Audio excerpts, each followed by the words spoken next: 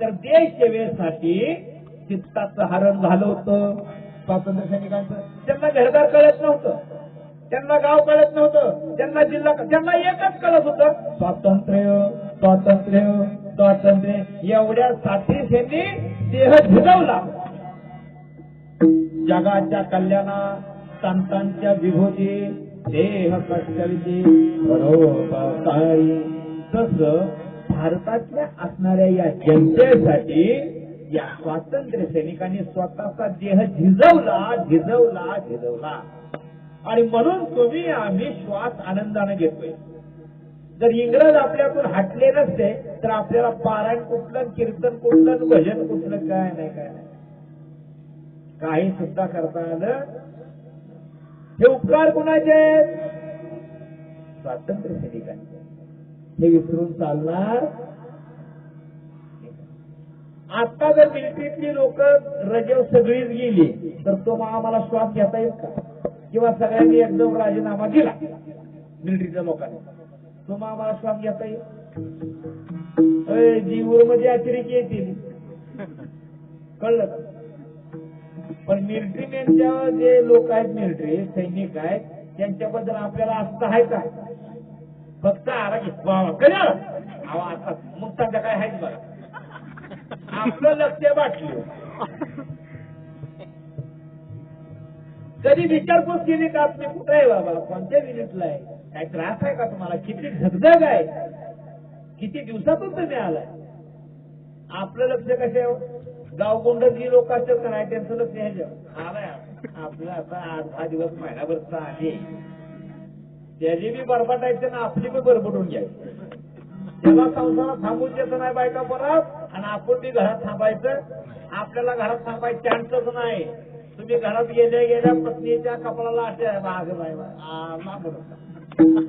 तुमच्याबद्दल लोकांना, घराच्या लोकांना सुख वाटत काळ्या दगडाले रेष आहे. तुम्ही घरी गेला का नाही की त्या घरात त्यांना वाटतं ही आली बॅग. तुमच्याबद्दल असतं नाही लोकांना, फक्त आपलं सांभाळायचं म्हणून. कळलं ना? सगळ्यांना माहिती आहे आपापल्या घरात आपला अपमान किती मान किती. बाहेर आपलं पेटत बघून घे, घरी जा, घरी गेले गेले हे जा, तुझ्या पाया पडत पण माणसात माझा अपमान नतमस्तक होतंय पत्नीच्या पायावर. आपला तो विषय नाही. आपलं काय चालले, हरी नाही माझे हरी नाही. ज्याच्या चित्ताचं हरण भगवान परमात्मा हरी करतो तो माळकरी होतो.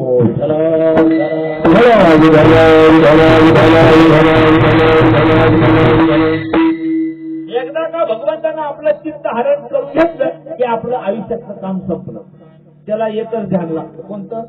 रामकृष्ण हरी जय जय रामकृष्ण हरी, रामकृष्ण हरी जय जय रामकृष्ण हरी, रामकृष्ण हरी जय जय रामकृष्ण हरी, रामकृष्ण हरी जय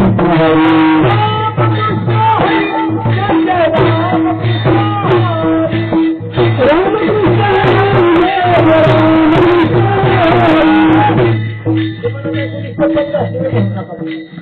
म्हणा की आई तुमच्यासाठी आम्ही रोज वापरते, तुम्हाला गावा तरी चान्स आहे, तुम्हाला वर्षात एकदा शिवगा, आमच्याकडे रोज होळी. बाबांनो, जर मुखातून रामकृष्ण हरी हे मंत्र निघाला तर आपलं एकदा म्हटल्यानंतर, एकदा जर म्हटला तर 30 सेकंदाचं आयुष्य वाढलं.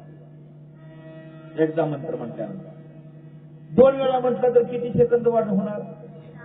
60 सेकंद म्हणजे किती तास? 1 तास? 1 मिनिट. 1 मिनिट जर आयुष्य वाढलं आपलं, असं रोज 1 मिनिट वाढत वाढत गेलं तर महिन्याला किती आयुष्य वाढणार?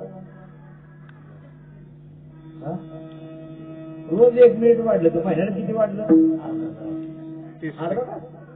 नाही, काय काय वेळेला 31चा महिना असतो आणि काय काय वेळेला 28चा महिना असतो, फेब्रुवारीचा. असं काय असतं. जर तुम्हाला आयुष्य वाढवायचं असेल तर साधा सोपा मार्ग सांगितलेला आहे की नामस्मरण सगळ्यात श्रेष्ठ आहे, कीर्तन श्रेष्ठ नाही. कीर्तन करून करून लवकर लोक मारते ती, पण नामस्मरण करून करून माणसं जगतात. कीर्तन करणे हा धंदा आहे. मला ही तर तारीख देताना म्हणजे बरं तुमचं काय बोला की मी का भागला येणार आहे, का ऊस तोडा येणार आहे, का लोक लावा येणार आहे. अरे बाबा नो, त्यांची चुकी नाही. कीर्तनकारांनी हा धंदा मांडलाय. त्यांचं त्यांचं आहे. त्यांना माहिती आहे कीर्तनाला गेलं की 3,000 रुपये सहजासहजी मिळतात. हा गडगंजला तो 4 चाकीने येईल, 5 चाकीने येईल, नाही तर 10 चाकीने येईल. त्याला माहिती आहे लोक येतात. लोकांनी तरी काय देऊ नये, त्या कीर्तनकारांनी तरी कशावर जगायचं नाही का. पण एवढी किंमत मागणं हे पाप आहे. मागायचं आणि देणाऱ्यानं पण विचारायचं. कारण एक अभंग असा आहे, तुका म्हणे जेथे घेते नरका जाते. जर कीर्तनकाराला तुम्ही ठरवलं आणि कीर्तनकाराला तुम्ही ठरवून जर आला तर ते बी नरकात जातो, ठरवणारा बी नरकात जातो. कळलं का. म्हणून कीर्तनाचं ठरवायचं नसतं. कीर्तनकारानं ज्या गावात कीर्तन आहे त्या गावात अन्न खायचं नसतं. आणि जिथे कीर्तन करावे हे अन्न सेवावे. म्हणून हा देह जेवत नाही. काही लोकांना वाटलं असेल महाराज ताटलाय, मी याच्यावर ताटतो माणूस आमच्यात काय खायना. अरे बाबा नु पत्ते आहे त्याला, पथ्य नाम विठोबाचे पत्ते. जो कीर्तनकार सच्चा कीर्तनकार म्हणून राहतो ना त्याला हे पत्ते पाळणं गरजेचं. कोणती, त्या गावात पाणी सुद्धा त्याला अधिकार त्या दिवसापुरता. जिथे कीर्तन ठेवाय त्या दिवशी त्यानं 24 तास शिल्लक काय घ्यायचं. जेथे कीर्तन करावे तेथे अन्न न ठेवावे, माळ घालू नये गळा, बुक्का लावू नये भाळा. तो का म्हणे जेथे घेते नरकात जाते.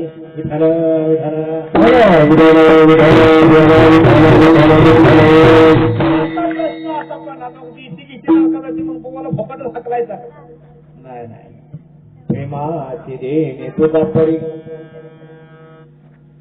ज्यांनी तुम्हाला नियोजित केलेलं आहे त्यांनी जे प्रेमाने दिलं असेल ते कसं आहे, प्रेमाचे देणे दुधा परी. दुधाचा मागून घेता ज्याला परी. आई एवढ्यात नाही भागत, आणखीन तर आता म्हणलं की पाण्यासारखं. कळलं का. हटाने घेता असं मला एवढाच पाहिजे, एवढंच घे आणि कोणत्या तरी हॉस्पिटलला ऍडमिट हो.